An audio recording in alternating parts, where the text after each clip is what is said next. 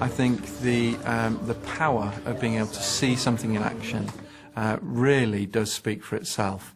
And so the school was very committed to this. Once we'd made a theoretical search of the kind of pedagogy that we were looking for and had found a partner school which happened to be in Melbourne, Australia, then it was obviously going to be crucial for us, if we were going to make this successful, to get staff out to see it. So we had to see it in action and had to get to the heart of what made this thing work. And so the school was very committed, and we've sent a number of staff out to Australia over a number of years to actually see this and to refine our thinking. And equally, the school had to commit some of its budget to bringing expertise into the school. So on 3 occasions we've brought the principal from the school that we were working with in Australia into our school to act as an international critical friend and to look specifically at the work we're doing and the progress we're making. So that was a key principle, that we knew that teachers were going to need those exemplars internationally from a place where it had worked successfully. The second phase of that is to use internal exemplars, that we have a lot of open coaching sessions between staff, and that's very important at all sorts of levels, both in terms of seeing something take place within the classroom and seeing how our children respond and then transferring that back to a different year group. So if we can just backpedal into where reception are now, because they're 2 or 3 years ahead of you in terms of thinking through those problems, Lisa, how's it panning out? I know it's very different, isn't it, for the children there? Because of the stage of their development as well. Yes.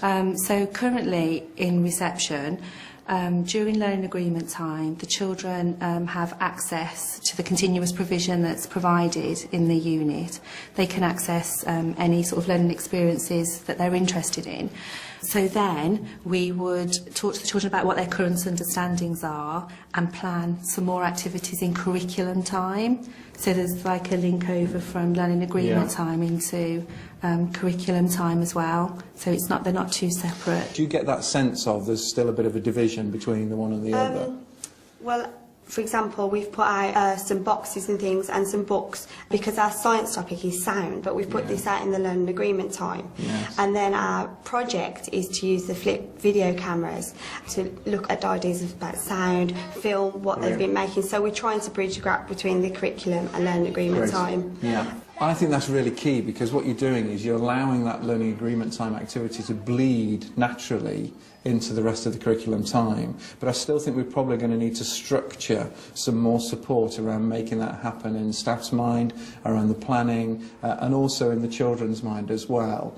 I think that's something worth looking at. And also, because of the level of family engagement we still have in Year 2, it's just a fantastic resource to actually then use parents and guide them maybe a little bit more. Yeah. Because one of the big issues is always there aren't enough staff. Yes. There aren't enough adults to help facilitate it and work it. Yeah. So because the parents are so used to coming in, I mean, the parents in Year 2 have been coming in now, this is their 3rd year. Yes. So maybe we could do some coaching and actually develop the parents more and more.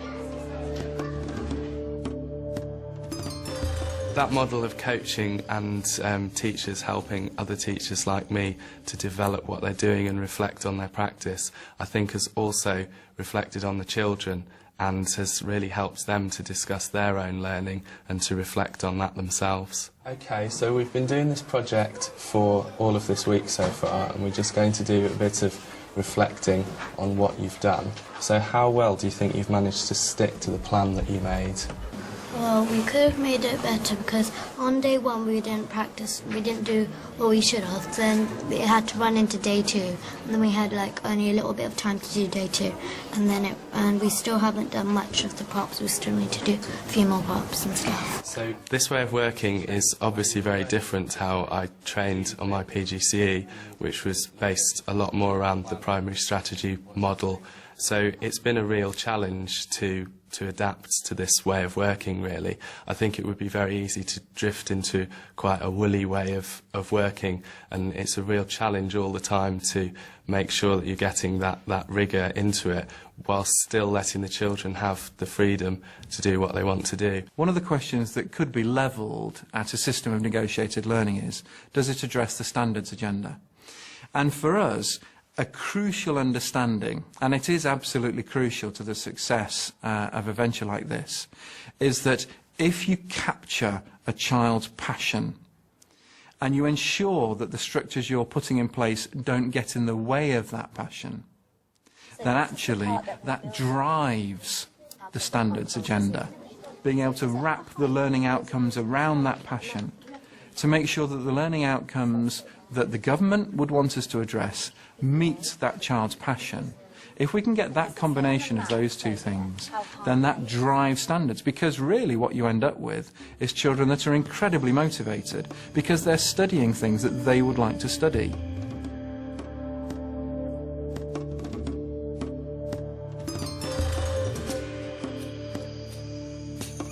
The third and really important, and maybe the cement that joins it all together, approach was around coaching.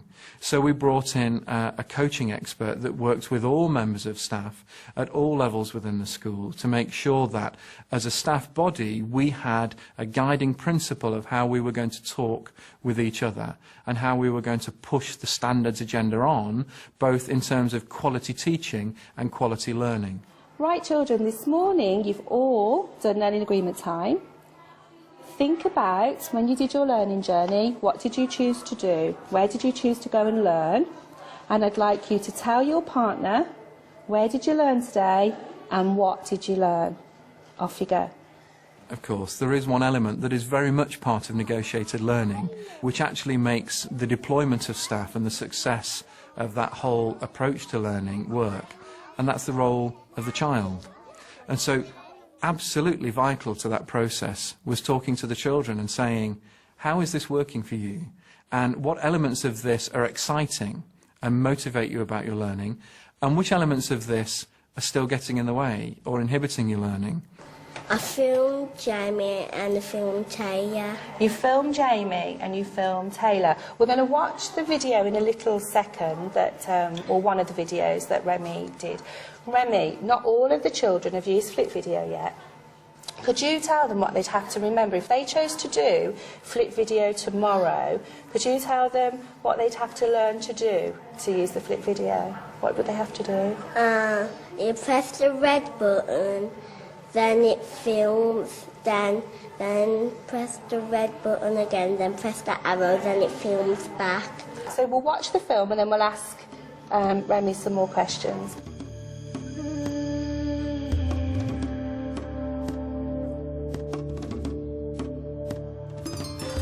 We're doing this story, and we're doing on this Google Docs.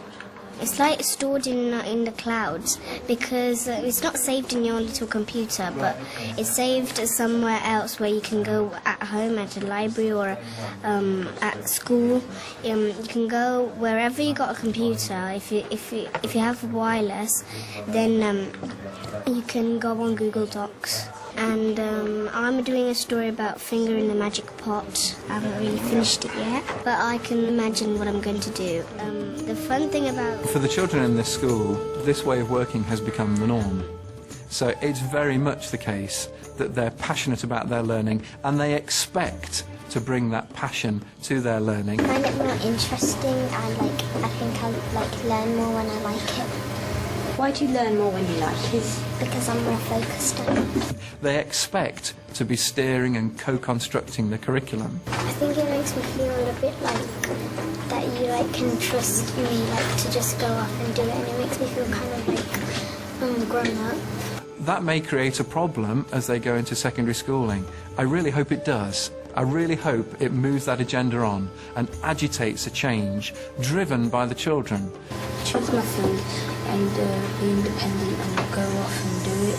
You're not kind of rushed to do it, you can just perfect it. Because if anything is going to be required in the 21st century, it's going to be that the children themselves are driving the learning. If they then act as a catalyst for change, how fantastic.